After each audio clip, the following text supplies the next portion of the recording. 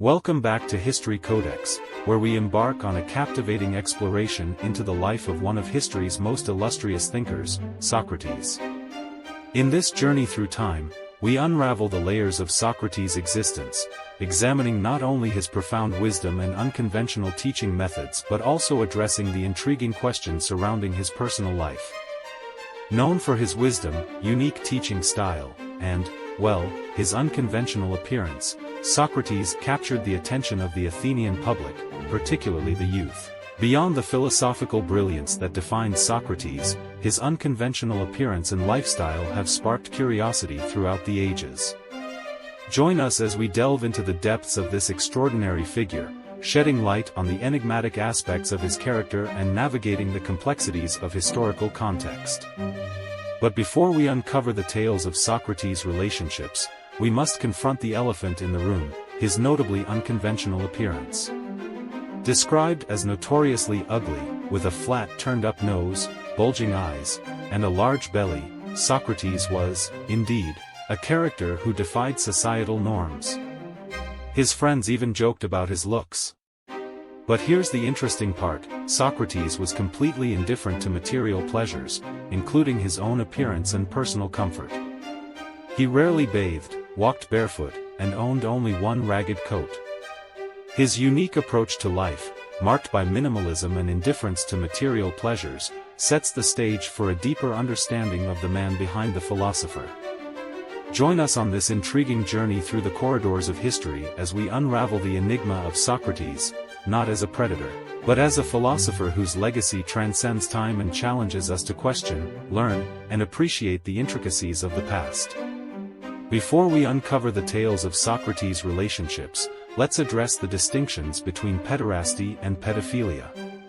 Pederasty, in ancient Greece, was a socially accepted practice characterized by a romantic relationship between an adult male and a younger male, usually in his teens. This relationship was idealized and criticized in ancient literature and philosophy. On the other hand, pedophilia is a term used to describe an adult's sexual attraction towards prepubescent children, a psychological disorder widely considered unethical and illegal in most societies. Now, armed with this understanding, we'll navigate through the complex web of historical ambiguity surrounding Socrates' connections with the youth. In ancient Greece, relationships between older men and younger boys were common, particularly for educational purposes. These relationships often involved mentorship, intellectual guidance, and sometimes even physical affection. However, it's crucial to recognize that our modern understanding of consent and age of maturity didn't exist back then. In this exploration, we'll navigate through the complex web of historical ambiguity surrounding Socrates' connections with the youth, examining the cultural context of ancient Greece and dispelling misconceptions. Was Socrates a pederast, or was there more to his relationships with younger men than meets the eye? Now, let's address the topic of Socrates' attraction to the youth. In ancient Greece, it was common and accepted for older individuals to be attracted to the youth. However, what sets Socrates apart is his resistance to acting on his passions for young men. In ancient Greece, relationships between older men and younger boys were common, particularly for educational purposes. These relationships often involved mentorship, intellectual guidance, and sometimes even physical affection. However, it's crucial to recognize that our modern understanding of consent and age of maturity didn't exist back then. While there is evidence suggesting that Socrates had relationships with young boys, it is important to note that these relationships were not seen as sexual in nature. Instead, they were viewed as a method of knowledge transmission and bonding between teacher and pupil. Socrates, despite living in a society where such relationships were not uncommon, did not seek physical intimacy from his disciples. Instead, he focused on the pursuit of knowledge and the improvement of one's character. There is evidence to suggest that Alcibiades was Socrates' lover/student, and Plato may have also been Socrates' lover since he was his student. However, there is no concrete evidence to suggest that Socrates engaged in sexual activities with these young boys.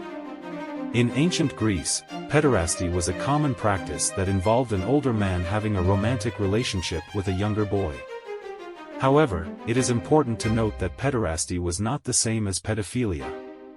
Pederasty was seen as a form of mentorship and education, where the older man would teach the younger boy about life, politics, and philosophy.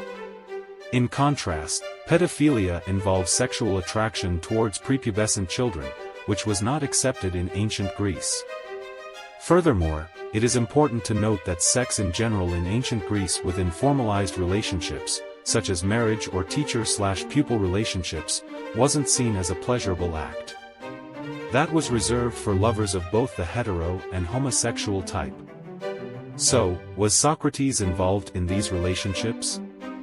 The answer, unfortunately, is unclear. Some sources suggest he did, while others argue he didn't. According to Plato, Socrates was more interested in educating the souls of the youth rather than seeking physical relationships. It's fascinating how he prioritized the intellectual and moral development of his disciples. There's evidence in Plato's dialogues that hint at Socrates' affection for certain young men, but these writings were also known for their playful and ironic tone. Ultimately, we can't definitively say one way or another. But here's the crucial point: even if Socrates did participate in these relationships, judging him by our modern moral standards is unfair. We have to appreciate the cultural context of ancient Athens, where such relationships were accepted, albeit with varying degrees of complexity. Instead of focusing on this historical ambiguity, let's celebrate Socrates for what he truly was, a brilliant philosopher who revolutionized the way we think and question. His method of inquiry, the Socratic dialogue, challenged assumptions, exposed logical fallacies, and paved the way for critical thinking that we value even today. So, remember, judging historical figures through a modern lens can be tricky. While we should acknowledge the complexities of their lives and times, we shouldn't let it overshadow their lasting contributions. In Socrates' case, let's remember his legacy of intellectual rigor, open dialogue, and the relentless pursuit of truth. While there is evidence to suggest that Socrates had relationships with young boys, there is no concrete evidence to suggest that these relationships were sexual in nature. Instead, they were viewed as a method of knowledge transmission and bonding between teacher and pupil. Therefore, it is inaccurate to label Socrates as a pedophile based on his relationships with young boys. In conclusion, our exploration into Socrates' relationships reveals a man who lived by his principles, even in matters of the heart. Despite the complexities of historical practices, it is inaccurate to label Socrates as a pederast based on his relationships with young boys.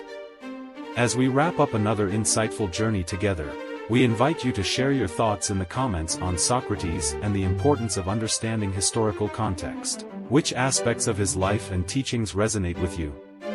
Remember to subscribe for more thought-provoking content.